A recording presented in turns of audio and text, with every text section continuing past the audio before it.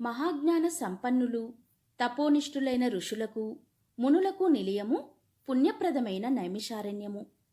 భారతదేశమందున్న ఈ నైమిషారణ్యము రకరకాలైన పళ్ళు, కాయలు, పువ్వులతో నిండి ఉన్న వృక్షాలు, చెట్లు, లతలతో అలరారుతూ ఉంటుంది. ఆ అరణ్యంలో నివసించే చిలుకలు, గోరువంకలు, చక్రవాకములు, హంసలు, మయూరాలు వాటి విన్యాసాలతో మనసికి ఎంతో ఆహ్లాదాన్ని కలిగిస్తూ ఉంటాయి.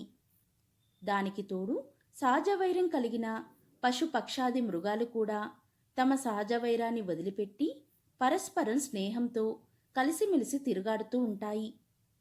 అవడానికి అరణ్యమే అయినా యజ్ఞయాగాది క్రతువులతోనూ, పురాణ ఇతిహాస ప్రవచనాలతోనూ, వేదాంగాది చర్చలతోనూ నిండి పరమ పవిత్రమై భూలోకంలోని స్వర్గమేమో అనిపిస్తుంది. అంతటి మహోన్నతమైన ఋషివాటికలో సుప్రసిద్ధుడైన వాడు సూత మహర్షి. సూత మహర్షి వేదాంగ విజ్ఞాన గణుడు, పురాణ ఇతిహాస ప్రవచనకర్త, భూత భవిష్య వర్తమానాలను తెలిసిన మహాజ్ఞాని. తనకు గల మధుర మంజుల వచో సామర్థ్యంతో వేద ధర్మాలను, వేద విజ్ఞానాన్ని సవిస్తరంగా వివరించి చెప్పగల మహామేధావి. సాక్షాత్తు భగవత్స్వరూపుడైన ఆ మహనీయుని వలననే నైమిషారణ్యం పరమ పవిత్రమై, సకల విజ్ఞాన క్షేత్రమై, మానవధర్మ ప్రబోధకమై ప్రకాశిస్తుంది. ఒకానొక నాడు నైమిషారణ్యంలోని ఋషులంతా సూత మహర్షి దగ్గరికి వచ్చారు. తన వద్దకు వచ్చిన మహర్షులందరినీ సూతుడు గౌరవించి కూర్చోబెట్టి, అందరూ ఒకేసారి వచ్చిన కారణమేమిటి అని ప్రశ్నించాడు. వచ్చిన వారిలో ఒకడైన ఋషులందరికీ నాయకుడైన శౌనకుడు సూత మహర్షికి నమస్కరించి, మీ కారణంగానే మేమంతా సమస్త వేద విజ్ఞాన సంపన్నులమై, కర్మధర్మాచరణ ప్రవర్తకులమై, యజ్ఞయాగాది జపతపోనిష్ఠులమై వృద్ధి పొందుతున్నాము. మీ చేత కార్తీక మాస మహాత్మ్యమును చెప్పించుకొని వినాలని వచ్చాము. కార్తీక మాసము హరిహరులిద్దరికీ పరమ ప్రీతికరమైనది. ఈ మాసంలోని 30 రోజులు పరమ పవిత్రమైన పర్వదినాలే.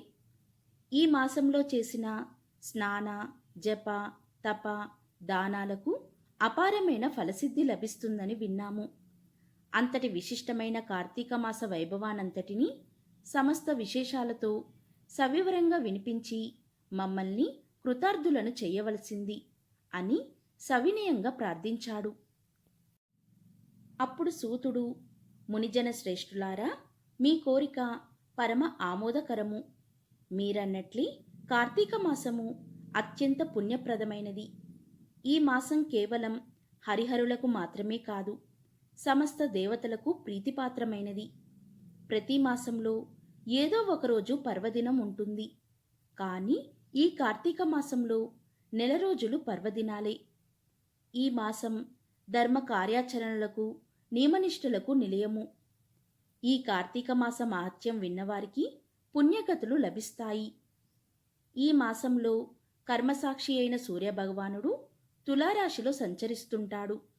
కనుకనే ఈ మాసంలో చేసిన పూజలు, వ్రతాలు, దానధర్మాలు, దీపారాధనలు, నక్తములు, ఉపవాసములు, పురాణ శ్రవణములు అనేక జన్మలలో చేసిన పాపాలను పరిహరింపజేసి పుణ్యగతులను ప్రసాదిస్తాయి.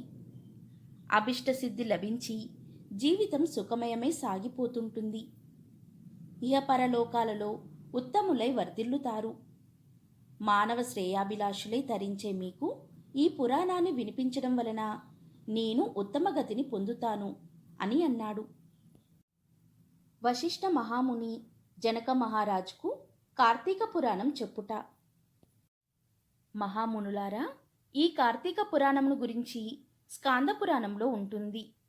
దీనిని మొట్టమొదట పరమేశ్వరుడు పార్వతీదేవికి, శ్రీమన్నారాయణుడు శ్రీ మహాలక్ష్మికి, బ్రహ్మదేవుడు నారద మహర్షికి, నారదుడు వశిష్ఠ మహర్షికి, వశిష్ఠుడు జనక మహారాజుకి వివరంగా చెప్పారు. వశిష్ఠుని దయవలన ఈ కార్తీక మాస మహాత్యాన్ని వినే అదృష్టం నాకు కలిగింది. నేను విన్న ఆ విశిష్టమైన పురాణాన్ని మీకు వినిపిస్తాను. సావధాన మనస్కులై విని తరించండి.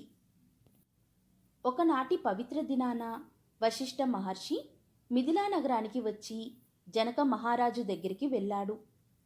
రాజర్షి అయిన జనకుడు వశిష్ఠ మహర్షికి సగౌరవంగా సముచిత మర్యాదలు చేసి, మీ రాకకు కారణమేమిటి అని అడిగాడు.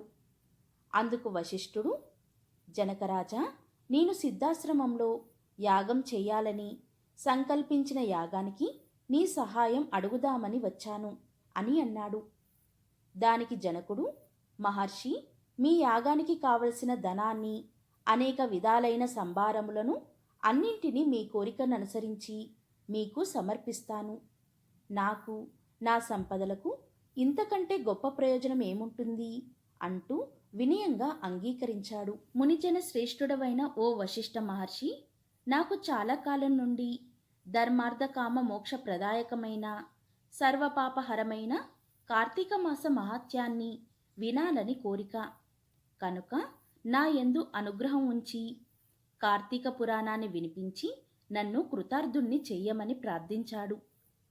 విశ్వశ్రేయస్సును కోరుకునే వాళ్ళకి, భక్తిగల వారికి ఈ విధమైన కోరికలు కలుగుతుండడం సహజమే.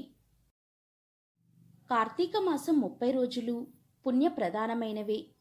ఈ మాసంలో చేసే జపతపాలకి, స్నాన దానాలకి, వ్రతాలకి అనంతమైన ఫలితం కలుగుతుంది అని, ఈ మాసంలో ఆచరించవలసిన విధి విధానాల గురించి, ఈ మాస మహాత్యాన్ని గురించి స్కాంద, పద్మపురాణాలు 2 వివరంగా చెప్పాయి. ఈ కార్తీక మాసంలో సూర్యోదయ కాలానికి ముందుగా చేసే స్నానం పరమ పుణ్యప్రదం.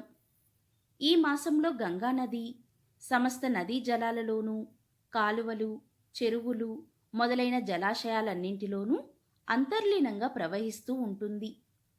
స్నానంతో పవిత్రులై పుణ్యప్రదమైన శరీరంతో చేసే దాన ధర్మాలు అనంతమైన ఫలితాన్ని ఇస్తాయి. ఈ మాసంలో చేసే పితృకార్యాలు, పితృకర్మలు 7 తరాల వరకు పుణ్యగతులను కలిగిస్తాయి. ఈ కార్తీక స్నాన వ్రతాదులను ఆచరించడానికి స్త్రీలు, పురుషులు, బాలురు, యువకులు, వార్ధక్యములతో తేడాలేవీ ఉండవు. ఏ వయసు వారైనా, ఏ జాతి వారైనా స్నాన దాన జప తపాదులను చేసి తరించే ప్రయత్నం చేయవచ్చు. జనక మహారాజా, ఈ కార్తీక మాసానికి అధిపతి దామోదరుడు. కనుక దామోదరుని పూజ, కేదారేశ్వర వ్రతములను ఈ కార్తీక మాసంలో ఆచరించడం వలన శివకేశవులిద్దరి అనుగ్రహం అపారంగా లభిస్తుంది. జలరాశులన్నింటిలో అంతర్లీనంగా ఉన్న గంగాదేవి అనుగ్రహము లభిస్తుంది. సూర్యోదయానికి పూర్వమే చేసే స్నానము ముక్తిప్రదమైనది.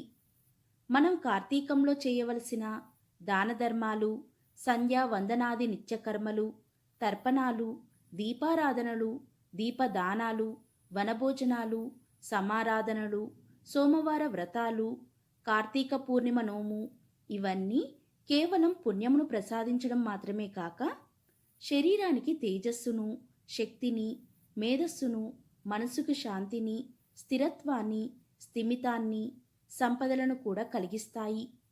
భుక్తిముక్తులను ప్రసాదించే ఏకైక మాసం కార్తీక మాసం.